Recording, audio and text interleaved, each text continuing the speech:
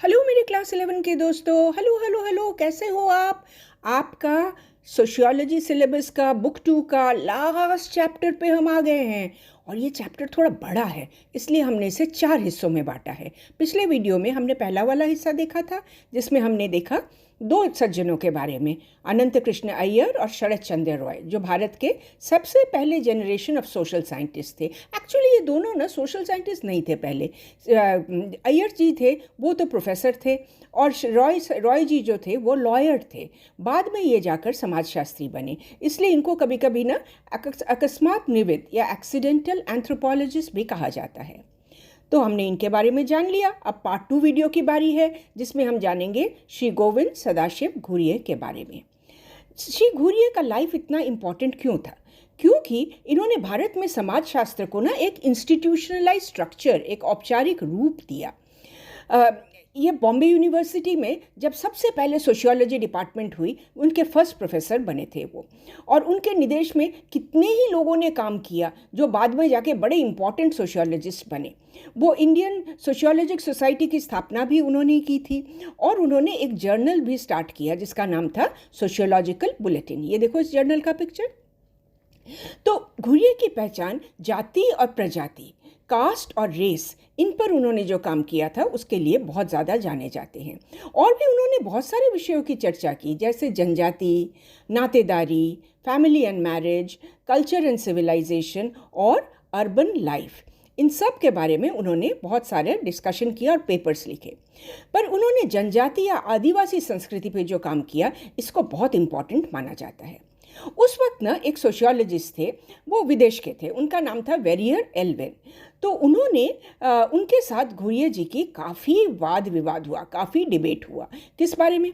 Verrier Elwin की मान्यता थी कि जनजाति की अपनी विशिष्ट संस्कृति है, सारे जो ट्राइब्स हैं ना उनके अपने अपने कल्चर है, और इन कल्चर को प्रिजर्व करके रखना चाहिए, संरक्षण करके रखना चाहिए, क्योंकि ये संस्कृति जो है ये हिंदू संस्कृति से बहुत अलग है। और अगर ये एक साथ आ गई हिंदू संस्कृति के पास, तो हिंदू संस्कृति तो इतनी प्रभावशाली है, इतनी डोमिनेंट है, ये तो उसको पूरा शोषण कर देगी, और ये ट्राइब्स कहाँ गायब हो जाएंगे किसी को कुछ पता नहीं चलेगा। तो राज्य का कर्तव्य क्या बनता है? वेरियर एल्विन का मानना था कि जनजातियों का संरक्षण करो ताकि वो अपनी जीवन शैली बनाकर रख सके।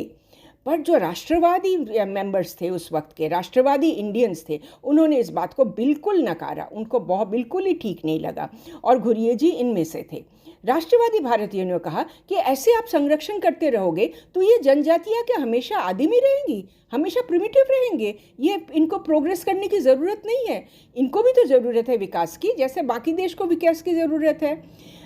उन्होंने माना कि जनजातियाँ ऐसा भी नहीं है कि एकदम हिंदू संस्कृति से अलग रहते हैं, वो काफ़ी अरसे से हिंदू संस्कृति के साथ अंतःक्रिया कर रहे हैं, और कहाँ उनका शोषण हुआ है, कहाँ उनकी जनजाति लुप्त हुई है। तो भारत के समायोजन जो प्रक्रिया थी, इस असिमिलेशन का जो था, इसमें ज़रूर वो मान रहे थे कि ये जनजाति पिछड़ गए थे, पर ये एकदम अलग नहीं हो गए थे। और जो समायोजन प्रक्रिया में पिछड़े तो थे, लेकिन भारत के ये अभिन्न एक हिस्सा माना जाता था। तो वेरियर एल्विन और जीएस घुरिये का ये जो जनजातियों के बारे में मतभेद हुआ, इसके बारे में हैव यू अंडरस्टूड इट? एक बार फिर से देख लो, वेरियर एल्विन का क्या मान्यता था, देख लिया इसको। और घुरिये जी का मान्यता बिल्कुल ऑपोजिट।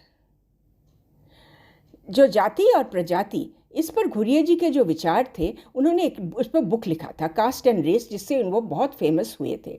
उस वक्त एक सोशल साइंटिस्ट थे हर्बर्ट रिस्ले, वो भी इंडिया पे उन्होंने काफ़ी काम किया था, और उनको कहना था कि जो शारीरिक विशेषता है उसके बल पर मानव वर्ग, ह्यूमन बींग्स को हम अलग अलग प्रजातियों में, रेसेस में बांट सकते हैं। शारीरिक विशेषता ये क्या चीज़ है?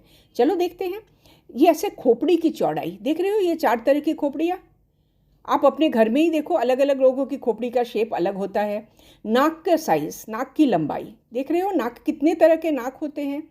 तो जो उच्च जातियां हैं, उनकी जो नाक का शेप, खोपड़ी का शेप, ये आर्यन रेसेस, आर्य प्रजाति से मिलता है, और जो निम्न जाति के हैं उनका ज़्यादातर अनार्य या मंगोल जैसे हैं। देख लिया ना, इसको समझ गया इस बात को? तो रिस्ले का जो प्रधान तर्क था, वो कहते थे कि जाति जो है ये प्रजाति से उत्पन्न हुए हैं, कास्ट है इवॉल्व फ्रॉम रेस। तो रिस्ले के जो तर्क है इसको घुरिये कहते थे पार्टली ठीक है, पूरा ठीक नहीं है। कौन सा पार्ट ठीक है कि उच्च जाति आर्यन रेस से हुए हैं और लोअर कास्ट जो अनार्य जनजाति से हुए हैं, ये किस हद तक ठीक है बट पूरे हद तक ठीक नहीं है, क्योंकि ये उत्तर भारत के लिए तो सही है, मोस्टली सही है उत्तर भारत के लिए। किस लिए? क्योंकि उत्तर भारत में ये जो जातियां हैं वो एक दूसरे में ना शादी वगैरह इस सब को बिल्कुल मना करते थे, बिल्कुल ही मना करते थे, तो इसलिए उनकी रेशियल प्योरिटी बनी रहती थी। पर बाकी भारत में अलग अलग जो प्रजातियां थी उनमें काफ़ी मेल मिलाप होता था। तो ये उत्तर भारत के लिए जो सही है, पूरे भारत के लिए इसको नहीं भी हम लागू कर सकते हैं। तो ये वाला सिद्धांत आज के ज़माने में बिल्कुल ही नहीं चलता है, पर ये पिछले जो 20वीं सेंचुरी के फर्स्ट हाफ था उसमें लोग इसको काफ़ी प्रोमिनेंस देते थे। तो घुर्ये जी ने जाति परिभाषा को 6 विशेषताएं दी। उन्होंने कहा जाति के बारे में हम 6 चीज़ें क्या क्या जाने, जो मेन चीज़ें हैं।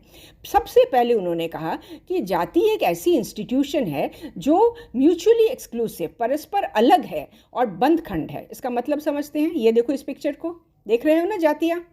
अच्छा, हर जाति अलग है, मतलब म्यूचुअली एक्सक्लूसिव, कोई एक जाति दूसरे जाति से मिलजुल नहीं जाती है। और नंबर 2 उन्होंने कहा बंदखंड है। बंदखंड का मतलब क्या होता है, इसको समझते हैं हम।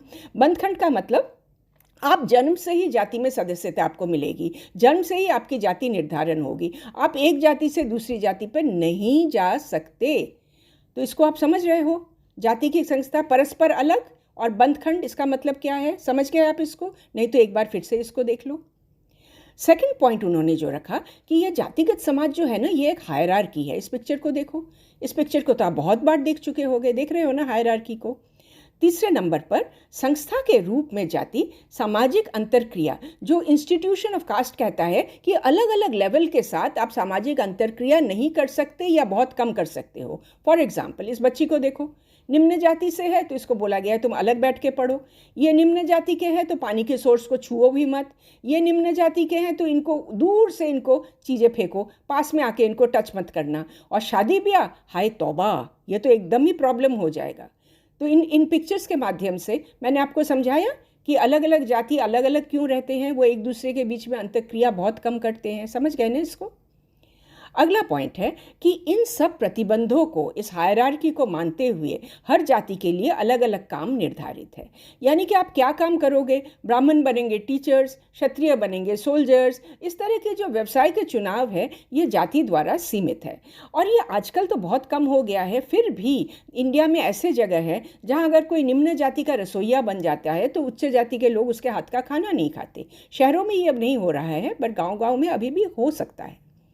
और फाइनली जाति विवाह के नियमों पर कठोर प्रतिबंध लगाती है। कौन किससे शादी करेगा, क्लियर इसके रूल्स हैं, और कौन किससे शादी नहीं करेगा इस पर भी बहुत सारे क्लियर रूल्स हैं।